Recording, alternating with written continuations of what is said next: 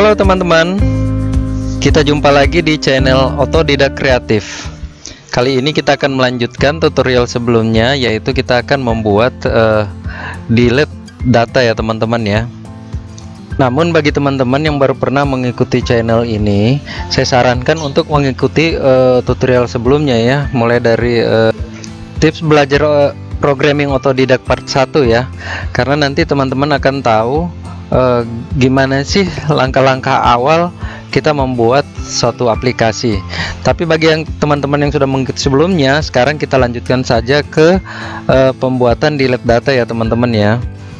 Nah sekarang kita langsung memulai saja. Pertama-tama kita buka dulu ke editor kita.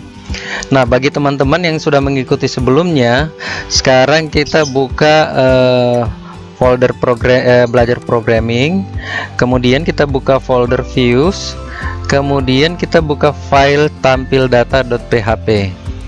Nah pada file tampil data.php ini yang kita akan edit adalah bagian sini ya, bagian tombol tombol editnya teman-teman ya. Di sini nanti kita akan buatkan alert atau notifikasi. Jadi maksudnya pada saat teman-teman kita klik tombol delete, nah disitu akan muncul alert atau notifikasi apakah data ini akan dihapus. Nah yang pertama di tag A ini, setelah petik-petiknya href, kita ketik on click sama dengan petik 2, kemudian return spasi confirm buka kurung tutup kurung. Nah di dalam buka kurung tutup kurung kita buatkan petik 1, kemudian kita ketikkan notifikasinya, misalkan yakin akan menghapus file ini, tanda tanya ya. Nah seperti ini ya teman-teman ya. Sekarang kita save, kemudian kita kembali ke browser. Nah kita coba ya teman-teman ya, kita refresh dulu. Nah kita coba ya teman-teman ya. Nah akan muncul notifikasi seperti ini.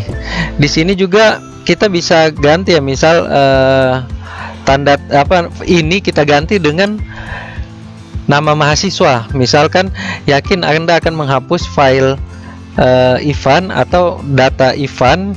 Nah sekarang coba kita ganti ya teman-teman ya, yang file ini kita ganti dengan data spasi. Nah kita tinggal masukin ini teman-teman, kita copy dari sini ya teman-teman ya, yang tag php, nama ini kita copy, kita taruh di setelah data ya teman-teman ya. Nah seperti itu. Sekarang kita save, kita kembali lagi ke browser, kita refresh dulu. Nah coba kita lihat hasilnya teman-teman ya. Nah di sini yakin akan menghapus data Ivan ya. Tapi kalau seandainya kita klik yang Farida, nah di sini yakin akan menghapus data Farida. Nah seperti itu teman-teman ya. Oke sekarang kita lanjut lagi. Nah oh ya, jadi di sini kan ada tombol OK dan tombol cancel. Tombol cancel jika kita membatalkan, artinya tidak jadi menghapus. Tapi kalau tombol OK ini kita klik, dia akan mengarah ke controller untuk menghapus data. Nah bagaimana caranya? Di sini kita ketikkan di dalam href ini, tapi sekarang kan kita belum punya file proses delete data kan. Nah kita bikin dulu nama filenya teman-teman. Di dalam folder controller ini kita bikin file baru yang namanya proses underscore delete underscore data.php. Nah seperti itu ya teman-teman ya. Sekarang kita sudah punya file untuk proses delete data. Nah kita kosongkan aja dulu, kita kembali ke tampil data.php. Nah, alamatnya kita ketik di sini ya, karena filenya itu ada di dalam controller. Kita ketik controllers slash process underscores delete underscores data.php. Nah, oke, sekarang kita save. Kita kembali ke file proses delete data ya. Sekarang kita buatkan dulu yang pertama. Karena kita menggunakan PHP, jadi kita bikin dulu tag PHP-nya, teman-teman. PHP. Nah, di dalam tag PHP ini kita akan menangkap atau kita akan get value yang dikirim dari tombol delete tadi. Oh ya, di tombol delete tadi kita belum masukin value-nya ya, parameternya ya. Nah, di sini kita tambah dulu parameternya. Setelah proses delete data.php, kita ketik tanda tanya. Nama parameternya apa? Karena kita mau kirim parameter ID. Nah, kita namakan aja ID ya, nama parameternya. Kemudian sama dengan value-nya apa? Nah, value-nya ini kita copy ini aja, teman-teman. Nama ini kita copy, yang PHP di nama ini kita copy, kemudian kita paste setelah sama dengan ini, teman-teman. Nah, yang nama ini kita ganti dengan ID. Jadi parameternya ID, value-nya adalah nilai daripada ID itu berapa. ID apa namanya? ID data mahasiswa ya, teman-teman ya. Sekarang kita save. Kita kembali lagi di file proses delete data. Nah, di sini kita get. Yang pertama kita buat dulu string ID sama dengan string underscore get, buka kurung siku, tutup kurung siku, petik-petik ID, kemudian diakhiri dengan titik koma. Nah, selanjutnya bagaimana cara kita bisa mengetahui bahwa ID itu terkirim atau tidak? Di sini kita akan coba ya, kita ketik echo string ID titik koma. Nah, sekarang kita save.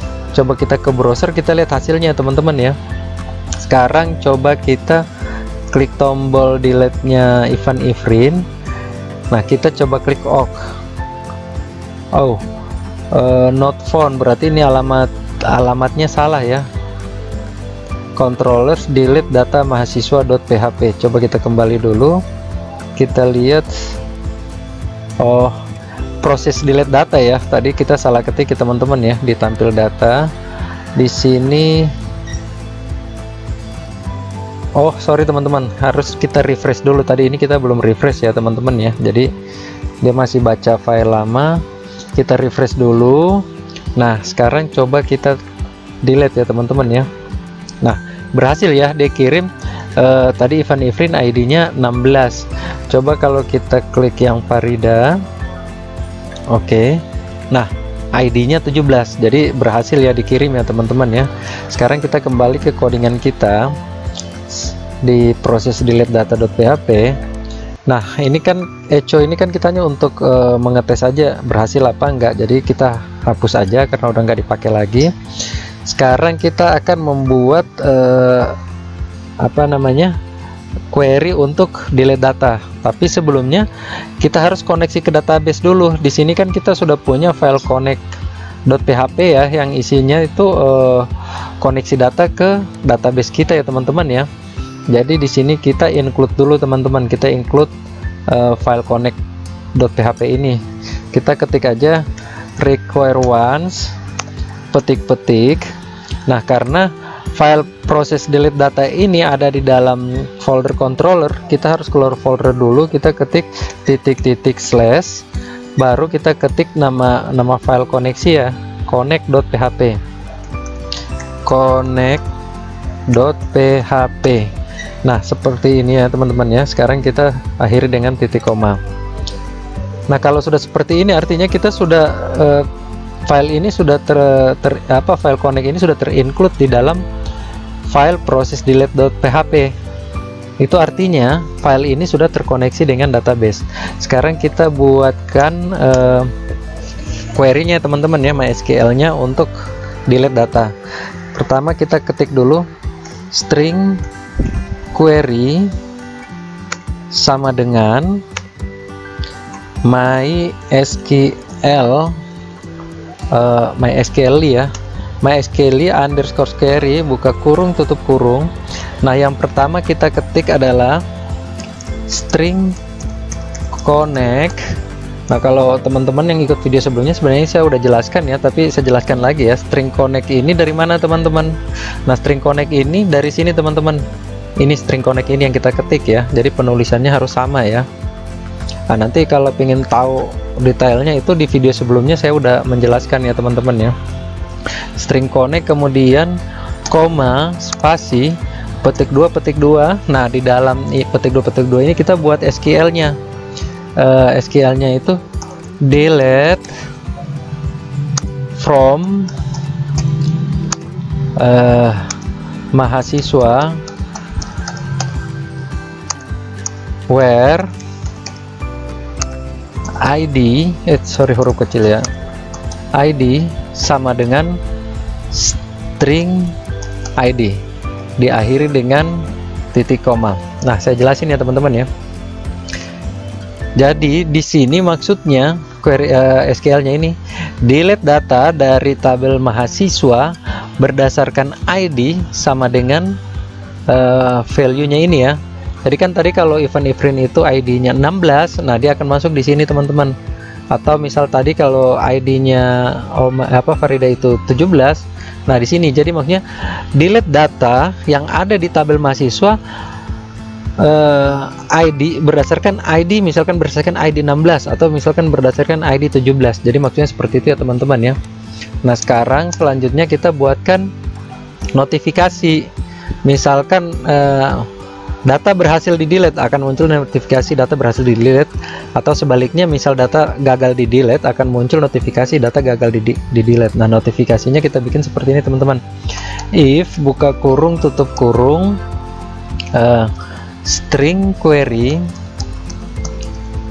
kemudian kita buka kurung kurawal tutup kurung kurawal. Nah, di sini kita buat notifikasinya echo. Nah, karena notifikasi ini kita bikin dengan JavaScript, jadi echo petik 2. Nah, di dalamnya itu kita pertama kita bikin dulu tag JavaScript ya, script, kemudian kita tutup tagnya juga. Nah, di dalam tag JavaScript ini yang pertama, karena kita notifikasinya itu menggunakan alert, kita ketik alert buka kurung tutup kurung. Di dalam kurungnya ini petik 1, kemudian dalam petik 1 alertnya apa, pesannya apa. Misalkan data berhasil dihapus. Nah, seperti itu teman-teman ya. Kemudian setelah tutup kurung kita akhiri dengan titik koma. Nah, selanjutnya karena kan alert ini seperti yang tadi notifikasi yang tadi sebelumnya saya jelaskan ya, jadi nanti ada tombol OK-nya.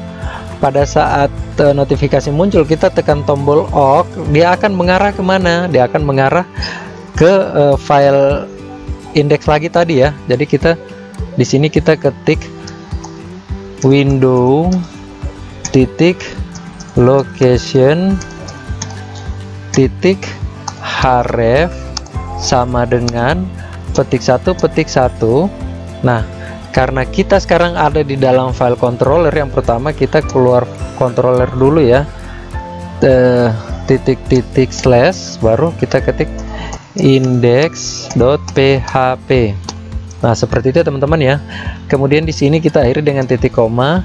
Nah, ini kita copy aja teman-teman. Oh iya, di sini juga nih titik koma ya teman-teman ya, titik koma. Nah, ini kita copy aja teman-teman. Kita copy. Kemudian di sini kita ketik else buka kurung kurawal tutup kurung kurawal, kita paste di sini. Nah, tapi di sini kita rubah nih teman-teman notifikasinya. Kalau di atasnya data berhasil dihapus, di sini data gagal dihapus. Nah, saya jelasin dikit ya teman-teman ya. Jadi if string query artinya jika string query ini berhasil menghapus data di database, maka akan muncul notifikasi data berhasil dihapus. Selanjutnya, jika data gagal delete, maka di sini akan muncul notifikasi data gagal dihapus. Seperti itu ya teman-teman ya. Sekarang kita save, coba kita lihat hasilnya teman-teman ya. Ini kita refresh dulu. Nah sekarang coba kita hapus data Farida ya. Yakin akan menghapus data Farida, kita klik OK. Nah di sini muncul notifikasi lagi, data berhasil dihapus. Kita klik ini, dia langsung mengarah ke halaman indeks tadi teman-teman, yang di codingannya itu ini ya teman-teman ya, window location href index.php. Nah kita klik OK. Nah di sini data Farida sudah terhapus ya teman-teman ya. Jadi seperti itu ya. Nah misal kita mau input data lagi, kita klik aja tombol input data. Nah di sini kita ketik misal namanya siapa ya, Navia. Misal nick saya anggap aja 55555, jurusannya misalkan manajemen atau akuntansi misalkan seperti itu teman-teman ya. Sekarang kita klik input data, data berhasil diinput. Nah sudah masuk ya teman-teman ya, seperti itu ya teman-teman ya. Nah, oke teman-teman, sampai di sini dulu tutorial kali ini. Untuk tutorial berikutnya saya akan membuatkan form edit data, tapi tidak seperti ini ya teman-teman ya. Kita akan membuatkan form edit data menggunakan modal Bootstrap. Jadi pada saat kita klik tombol edit data akan muncul di sini modal Bootstrapnya ya teman-teman ya. Jadi bagaimana cara kita mengirim ID ke modal Bootstrap. Sampai di sini dulu tutorial kali ini. Sampai jumpa lagi di tutorial berikutnya.